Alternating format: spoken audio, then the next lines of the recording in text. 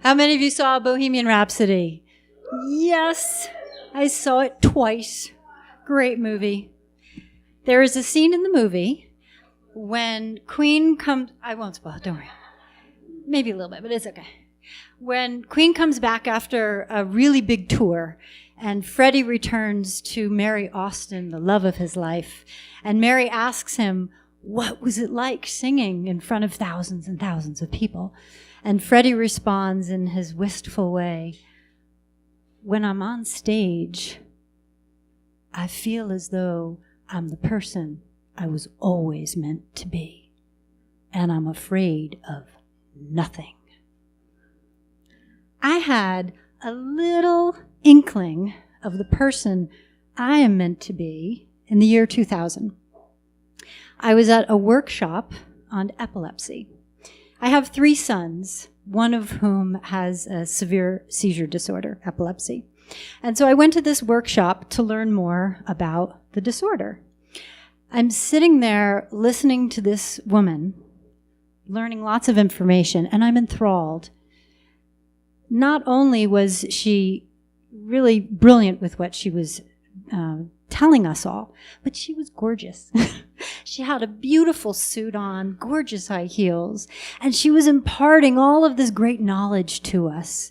She was engaging with the audience. She was answering questions, and I was really enthralled. I sat there thinking, that's what I want to do. I want to get up on a stage and I want to impart some great wisdom to the audience and engage with them and answer their questions. The only problem was I didn't know what wisdom I was going to impart. So I just kind of tucked this desire away in the back of my mind. The next few years were years of struggle, in particular with my son with epilepsy. We were doing everything to find a cure for his seizures. Nothing seemed to work, from brain surgery to faith healers. And it sent me into an existential angst and questioning why. Why did this happen to my son? Why is nothing curing his seizures? So I started studying spiritual texts. I was living in New Jersey at the time, and being so close to New York, I had lots of opportunities to go and hear the popular spiritual teachers of our day, Deepak Chopra, Marianne Williamson, Eckhart Tolle. So I'm sitting at one of these talks, listening to this wisdom, thinking, I want to follow this path you are putting before us. I want to become enlightened and have equanimity about my life. But whenever I sit down and meditate, I fall asleep.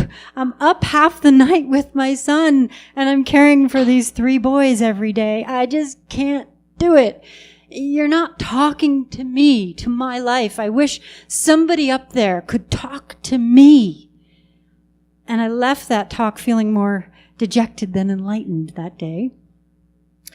So years go by, and I'm working it. I'm working this whole spiritual path. I learned to meditate. I learned to gain a certain acceptance of my son's situation. I learned to let go of expecting and wanting his life to look a certain way and my life to look a certain way. And again, I'm at another talk because I'm continuing this path.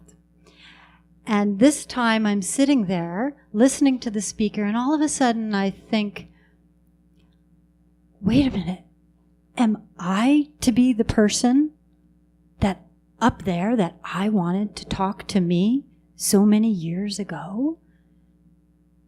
And it made sense because I really was moving along. I had learned so much through my challenges, and I had this desire to be a speaker. Did I follow the path? Hell no. I was too frightened. I was afraid that I didn't know enough. I was afraid that I would be judged by you guys, by the audience. I was afraid that I didn't have enough value to offer than other people who were out there talking to parents of kids with special needs. And I was afraid of this voice in my head constantly judging me. So this event was about 10 years ago. And during this time, I avoided it like the plague. This year, 2018, I finally went out, I got a certificate in coaching, and I started coaching other parents. And I realized, actually, I do have a lot of value to offer here. But I couldn't see how I could get from here to this vision of this person imparting great wisdom and channeling the divine on the stage.